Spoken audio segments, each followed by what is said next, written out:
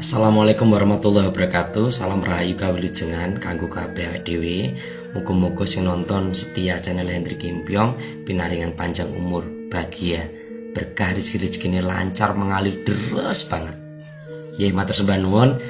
Neng kene iki aku arep ngomongke babagan telu wong wedok sing marake mandi doane diijabahi karo Gusti Allah. Sadurunge disclaimer meneh dhisik, aku ora arep ngguroni ora arep nginteri. Iki mung sharing. Ya nek enek manfaat ya dienggo, nek ora enek utawa ora sarujuk karo video iki langsung wae di-skip. Oke. Iki ngene. Enek iki khusus kanggo para-para bapak-bapak sing wis rumah tangga. Ya. Ceritane piye ceritane ngene. Nek iki iso muga wae iso ndadekke anteping kalbu, anteping atine awake dhewe anggerne ngluru rejeki anggone golek nafkah pangupa jiwa. Dadi ngalah berkah ngono. Dadose iki perilaku sing iso mungkin engko iso dadi dhewe dadi luwih antep dan iso nek Gusti Allah ngijabahi ngridoni kuwi iso lancar rezekine. Apa ya kuwi dungane njaluk dungane wong wedok telu sing paling diijabahi karo Gusti Allah. Sing siji ya kuwi dungane ibu. Lah ibu kuwi ana loro. Sing bagi wis rumah tangga. Ibu kandung siji, sing keloro ya kuwi ibu mertua. Nah, ning kono kuwi njaluk dungane kuwi, donga pangestune ben ngluru rezeki sak paran-paran kuwi iso paring temonjo, paringin ridho, rezeki-rezekine lancar. Nah, sing keloro wedok sing paling mandi ijabah doane kuwi ya kuwi doane sapa? Ya kuwi adalah doane istrine awake dhewe. Istri bagi orang yang sudah memiliki istri. Nek kuwi ndongake, kuwi engko bakal rezekine lancar juga. Iso uga nek Gusti Allah ngridoni paringi kemudahan kae. Nah, sak paran-paran. Lah sing ketelu, wedok sing paling mandi iso maringi dhewe donga ijabah ben dhewe iso lancar ya kuwi dongane anak wedok.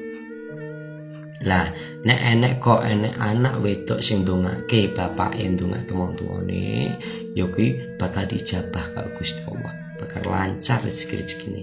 Nek Gusti Allah paringi ridho kabeh sak paran-paran mlaku ngalor rezeki kuwi mapan, iso temonjo, mlaku ngetan ya iso ketemu gampang, mlaku ngulon ngalor ngidul ngetan ngulon pokoke paringi kabeh antep. Nyambet gawe ya antep. Sak entuk-entuke kuwi bakal berkah. Tadi donga-donga tiga wanita itu, tiga perempuan kuwi, wong telu kuwi, beliau-beliau kuwi, ya kuwi mau pertama adalah doa ibu kandung karo ibu mertua. Sing keloro ya kuwi doa istri. Nah, kuwi bakal iso barake dhewe dadi antep lan rezeki-rezekine lancar. Sing ketelu doa anak wedok. Pramila kabeh kuwi iso dadekke sambung ning batas sak dhewe sak paran-parane iso lancar. Mekaten ya kabeh kuwi nek jenenge rezeki kuwi sangkan paran, nanging ora enek eleke dhewe iki ikhtiar. Ora enek eleke dhewe iki nglampahi etikat atau subosito atau tumindak sing becik. Nek iso rukun, nek iso paringi lancar kabeh iso gemati, wong tua gemati, bojo istri ya gemati, anak wedok ya iso tawadhu, kabeh iso tinemu dalane sing mudah. Pramila apa niat sangka sing niat apik kuwi pasti Gusti Allah maringi kemudahan dalan sing ya apik. Dan engko awake dhewe kabeh tekan ning enggon lan kumpul karo wong-wong sing apik. Sing dibutuhke dhewe bakal dikai kemudahan apa wae sing arep dituju. Pramila aku ndongake rumah tanggane kabeh semoga pinaringan rukun lancar. Ya karo maratuwane ya rukun, karo ibu kandung ya rukun. Dadi ora enek pilah-pilahan antara aku kok mbela bojo istri, aku kok mbela istri utawa mbela ibu kandung. Ora enek patuton kaya ngono kuwi, iso rukun antara anak karo maratuwa rukun, sing anak karo bojo ya rukun, anak karo ibu kandung ya rukun. Lan anak-anake dhewe sing wong wedok, anak lanang kabeh pokok iso tawadhu karo wong tuane. Mekaten ya muga sithik-sithik iki iso dienggo pengalaman sadurunge aku ora ngguruni. Ya aku ndongake kabeh iso keluargane pinaringan langgeng. Langgeng katresnan dening Gusti kang Murbeng jagat, Gusti kang pinaringan rezeki lan kauripan. Muga-muga rumah tanggane dadi rumah tangga baiti janati, rumah tangga sing rumahku ya surgaku. Pinaringan kabeh temonjo, pinaringan kabeh dadi urip iki, urip sing nggo ibadah sing bingah. Ngono.